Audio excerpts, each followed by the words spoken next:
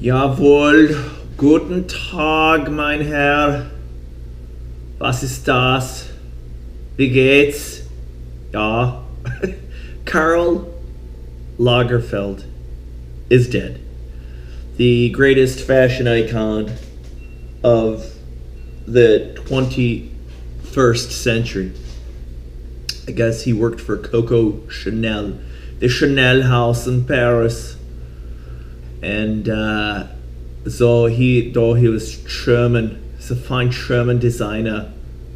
I do not design the clothes. I do not design the fashion. Designing is like breathing to me. I simply breathe. So he said whatever. He was some kind of freak god icon that revolutionized fashion multiple times through Chanel primarily. He had his own brands.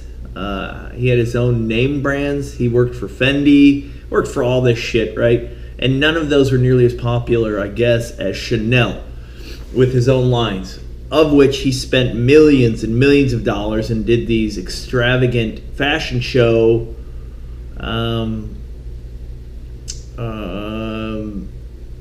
I don't know what you want to call them, themed events. A rocket ship blasted off in one of them. And I mean, they had like liquid helium that was, dry ice spraying out, and this thing launched on the stage. So just huge events with huge expense. And it put him in some kind of realm where he was godlike. He was a deity on the planet when you talked about fashion. Nothing wrong with that. I think a lot of people are into that. Mostly women. Television shows are all over now, right? With Heidi Klum and all the designers, Michael Kors and all these folks. Lagerfeld seemed to be the, godfather of all of that and those movements. 85, he's dead. He called Adele a little fat. A little too fat, a little fat.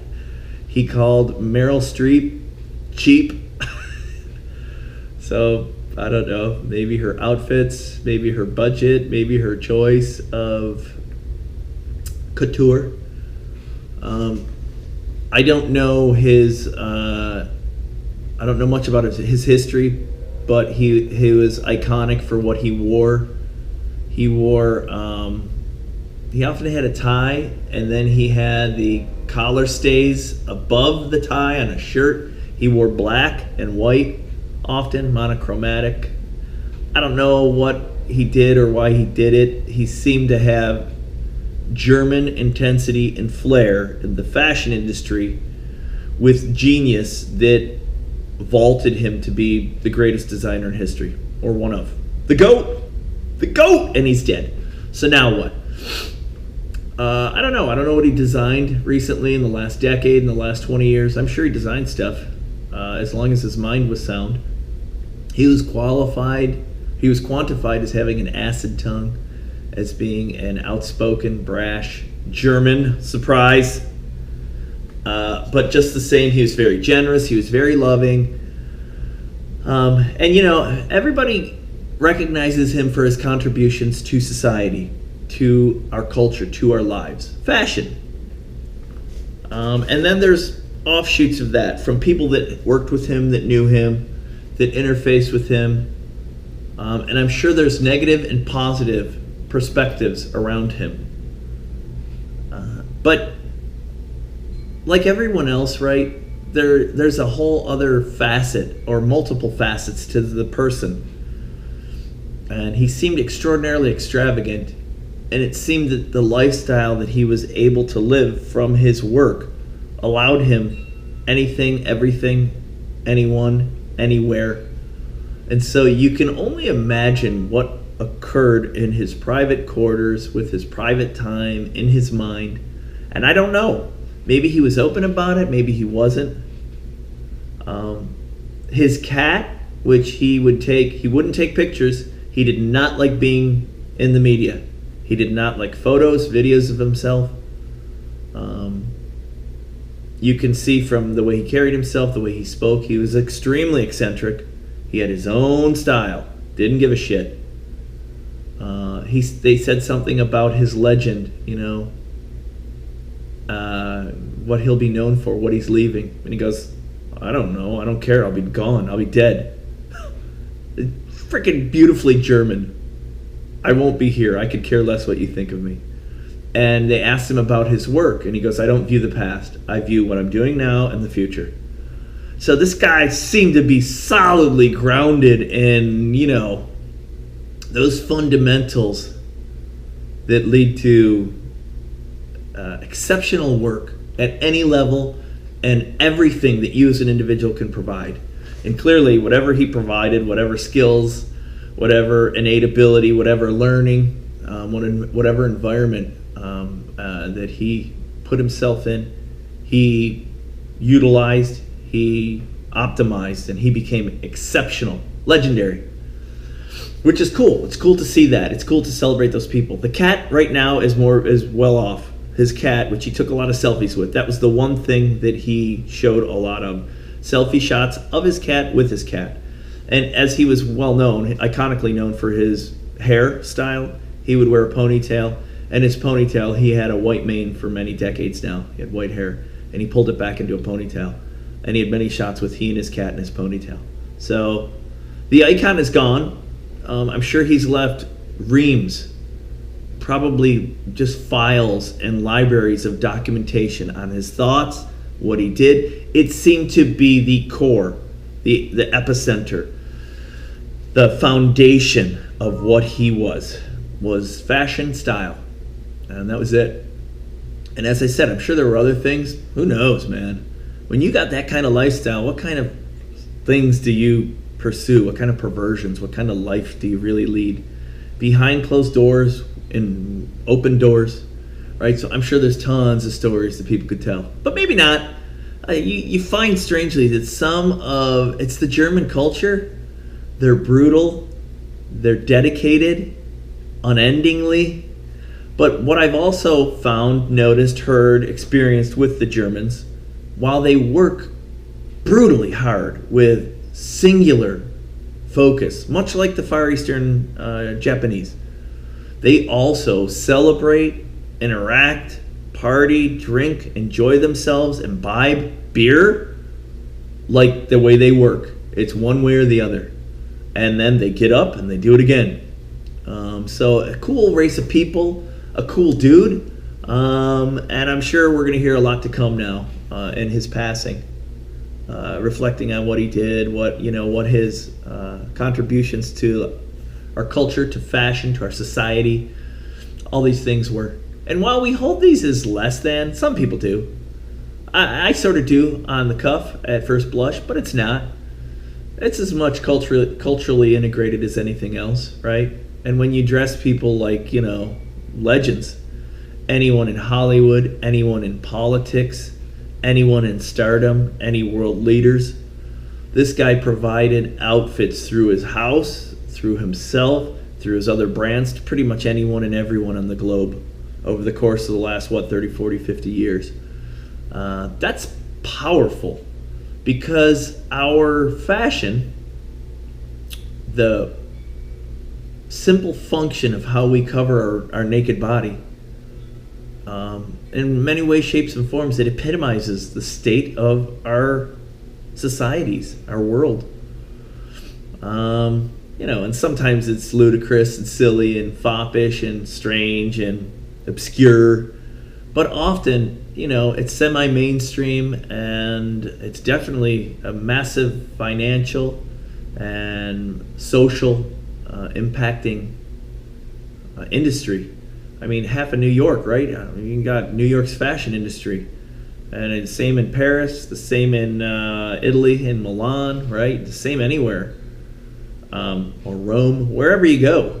So it's pretty epic what this guy did. It's unfortunate he's gone, but those are the facets of life. So all hail, and let us celebrate Karl Lagerfeld for what he's done. I am not a fashionista. I'm not a couture follower. Many of people that I know, my wife Tracy watches these shows. They are extremely entertaining. These people are extraordinarily skilled. It's wonderful to see the creativity, the beauty, the art. They are artists. They are validated, quantified, licensed, recognized artists when you watch these people. As much as someone that produces a painting or a musical piece or a drawing or a sculpture. Fashion is art, and it's awesome to see. I don't agree with a lot of the opinions. I have my own opinions. I'm more of a conservative artist, as fashion goes. But still, massive industry, awesome to see, and a loss to the world. So that's unfortunate. And this guy was extraordinary. He had a lot of crazy quotes. He lived a pretty potent life that had some visibility to it. So it will be interesting to see how he's shared in the upcoming weeks, with his demise. So that was big news.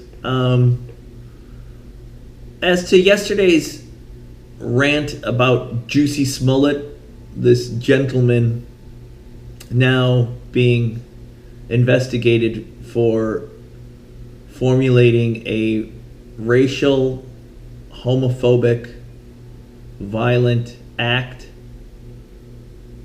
that it was a hoax, that he staged the entire thing for his personal, his professional, his racial, his societal, whatever gains, for himself, against Trump, for the African American race, for the homosexuals, for the liberals, whatever the items that drove him to do, whatever the underlying beliefs that drove him to do what he did. Apparently, Dave Chappelle came out in a comedy act and smashed him, did some riffs on this dude. And here's the double standard with all of Hollywood, with all of entertainment, with all of media. Chappelle's an icon, man. That dude walked away. He's obscure and strange, right? Walked away from comedy, walked away from multi-million dollar deals. He had already had multi-million dollar deals with Comedy Central. He was well off. But he smoked a lot. He smoked a lot to cope with the pressures of that. And then when he saw that machine starting to grind him up, he walked away. Went to Africa, got back to his roots, did his own thing, lifted weights, removed his life from the limelight. Because he's an intellect, probably because he's a smart guy, and he realized this, I need to do this for my own sanity and my own perpetuity, to continue to live. I'm either going to kill myself or this machine's going to kill me or whatever. So he did what he did, and he was in the media for a while there, for a number of years in the 10s, 12s, 14s, 8s, whenever he did what he did. And now he's had a resurgence doing comedy tours and whatnot. Well, he was out and he said something to the effect in his joke on Juicy Smollett that if Chappelle had seen him and if Smollett, if he had experienced Smollett doing what he was doing, he would break a dollhouse over his head. And it was in reference to a Kevin Hart comedy routine from 2010, from 2009, which was a focal point recently in Kevin Hart removing himself from being the Oscar host. Because it was Kevin Hart talking on a line of gay humor, homosexual humor. And if in fact his child or someone in his life came home and told you that they were gay, Kevin Hart stated something to the effect, or if the child or whatnot started playing with the dollhouses and whatnot, he would break the dollhouse over his head and say, "That's gay." And so Dave Chappelle pulled this thing out and used it in a skit. And everybody laughed, I'm sure. Chappelle's smart dude. But there's no blowback on this. It might be in the media, it might be in the news, but if you recall, Kevin Hart was openly berided. He was reprimanded in the media. He turned down the Oscar hosting because this thing became so overblown and fully front and center that he didn't want the blowback, and he didn't want to impact the Oscars. He didn't want to impact his career. So he stepped down as the host because you had all these snowflakes, these social justice warriors, these individuals in the media, whatever, that blew a gasket over him making these 10-year-old comic statements, these routine statements about gays, lesbians, whatever. There's no do-overs.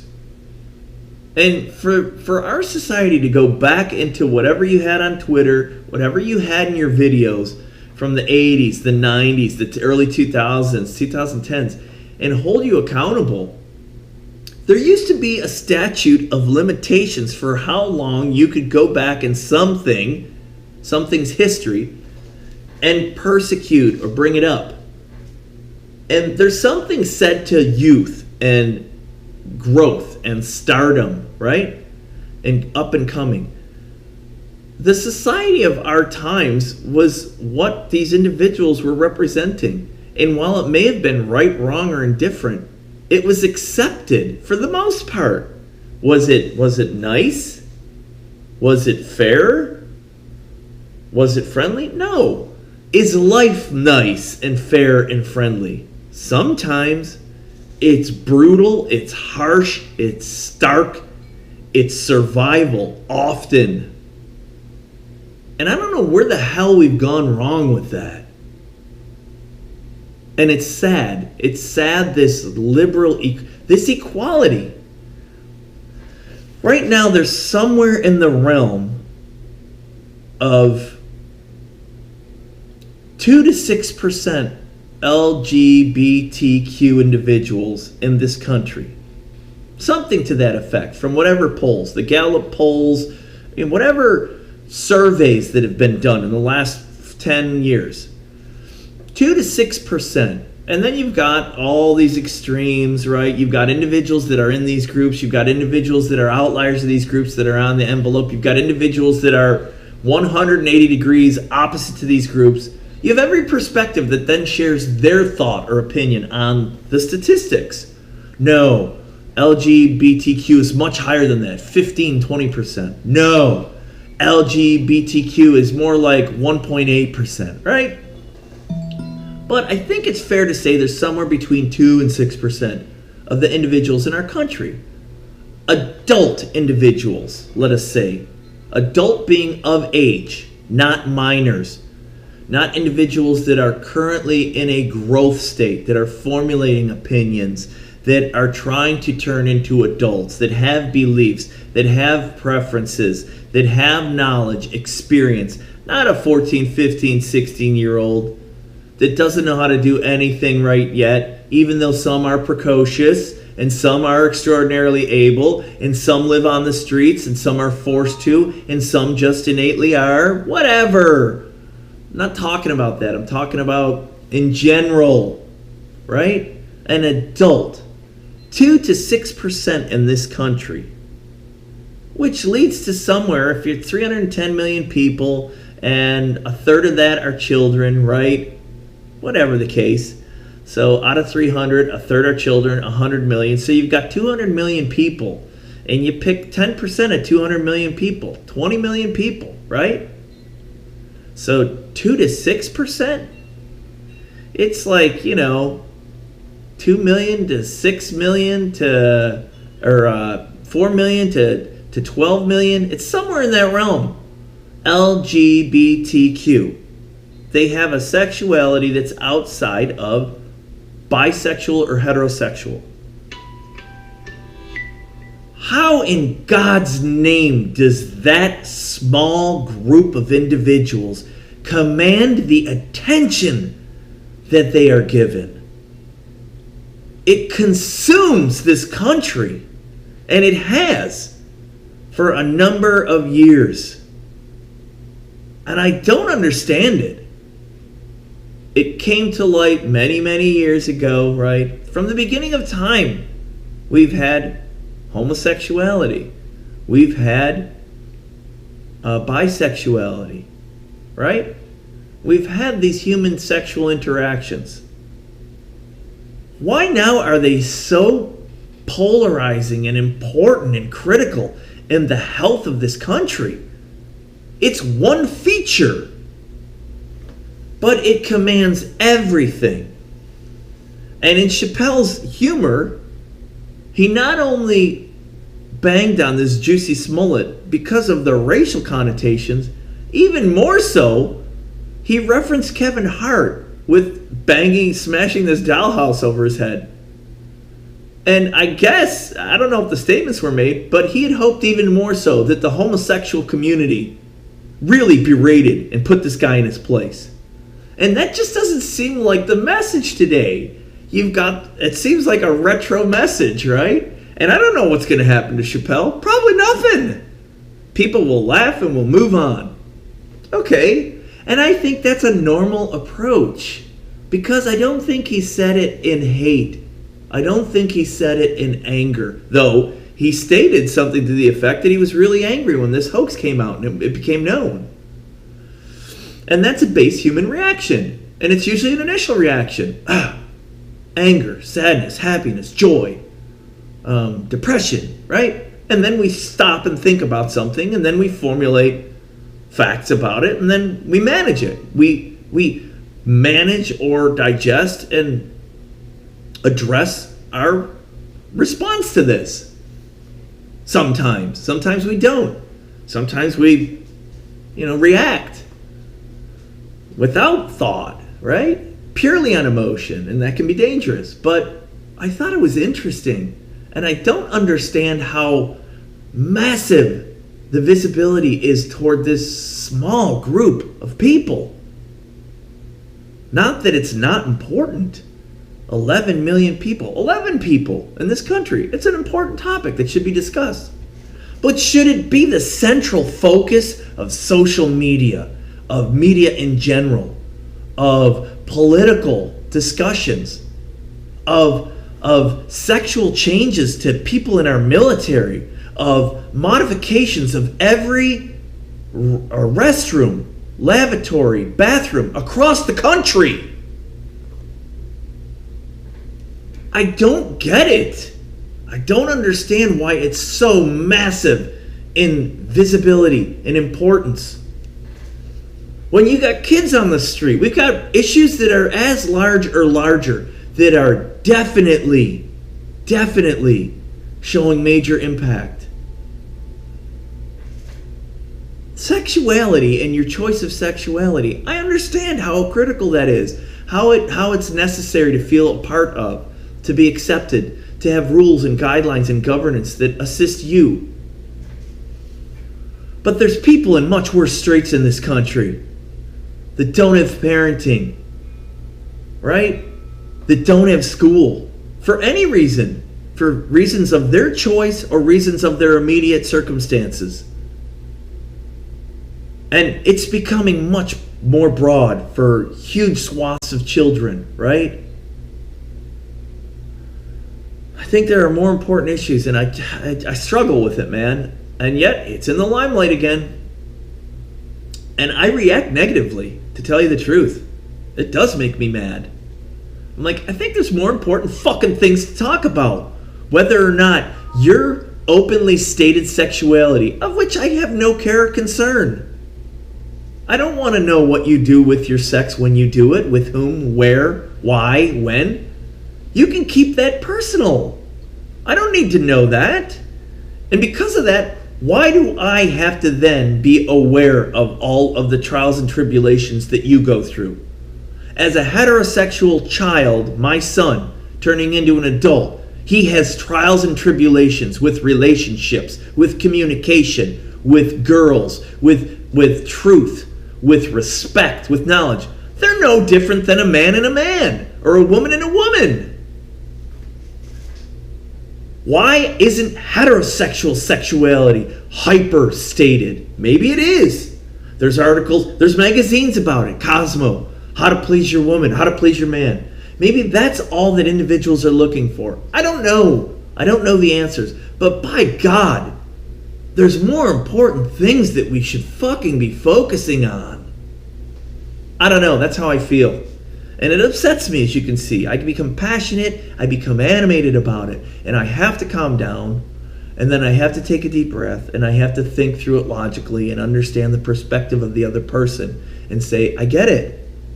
And I've been affected with this personally. I have individuals that I am friends with that I know that have gone through changes, that have struggled with these events. And I see that, and I'm empathetic, and I try to be sympathetic with them, and I try to understand them. And I'm glad for whatever their successes are, and I'm sad for their defeats and their oppression and whatnot. But it doesn't consume me. And I don't expect my sexuality to be of interest or consumption with them. So, I don't know. That's my expression of anxiety and anguish and exasperation on some of these issues. And that's how I feel lately with this topic. And to me, it often ties over into multiple aspects of our society that I struggle with.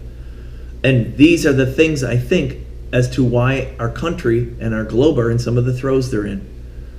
When it comes to sexuality, personally, privately, openly, politically, all aspects of that. When it comes to race, personally, politically, openly, publicly. When it comes to religion, personally, publicly, all these aspects of what we define ourselves through our experiences, our opinions, our intelligence, our knowledge, and then how they're viewed in our community. Are they accepted? Are they derided? Are they belittled? Are they represented? Do we get benefits? Do we have equality? Is there recognition and rights? Is there oppression? Is there tyranny? And now there's a lot of stuff in the news about anti-Semitism around the globe. Defacing of Jewish monuments, statements by individuals regarding the Jewish religion, Jewish individuals, Israel, right? I think our fine radical reverend, what the hell's his name?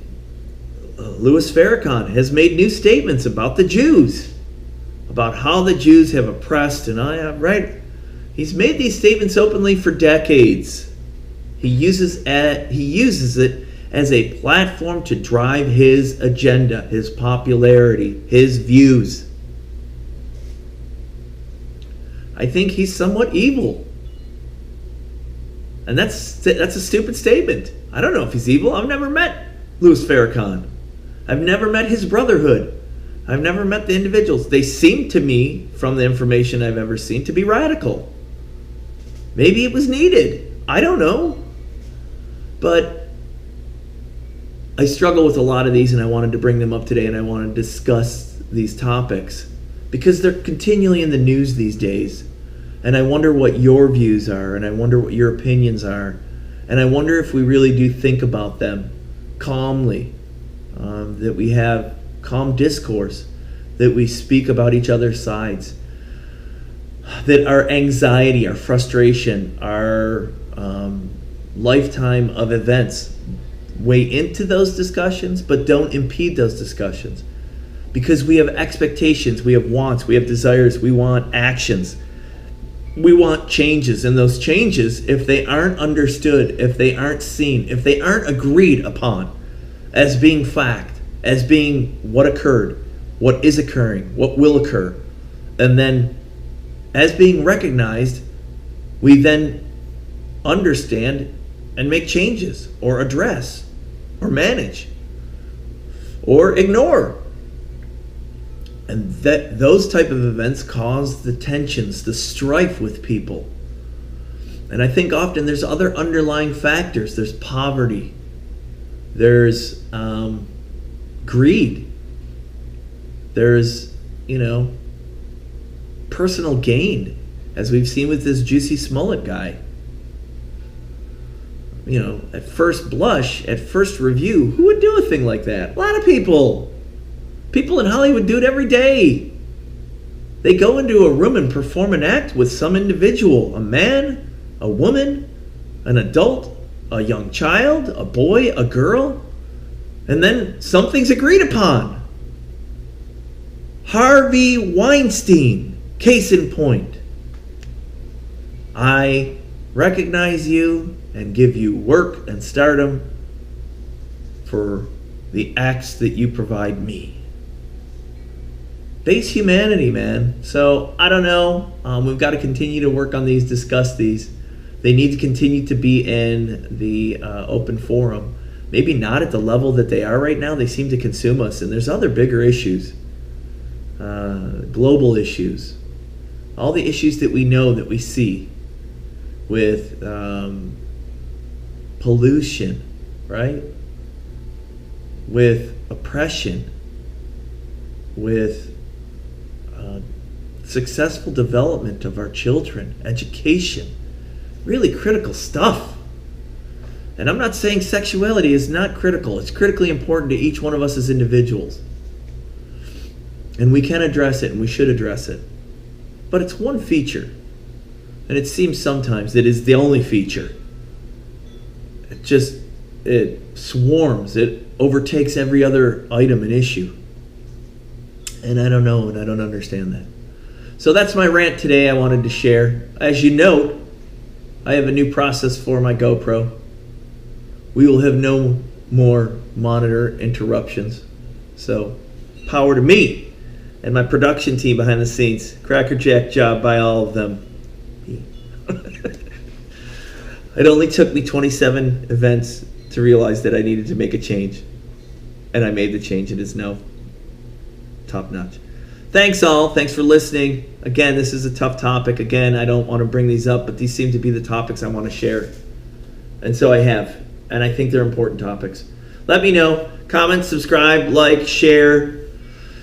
Send me an email, talk. Do whatever you got to. dgdy@gmail. Whatever you got to do. Do it. I love y'all. I hope you enjoyed this. We'll talk soon. See you in the next episode. Dave DY Show.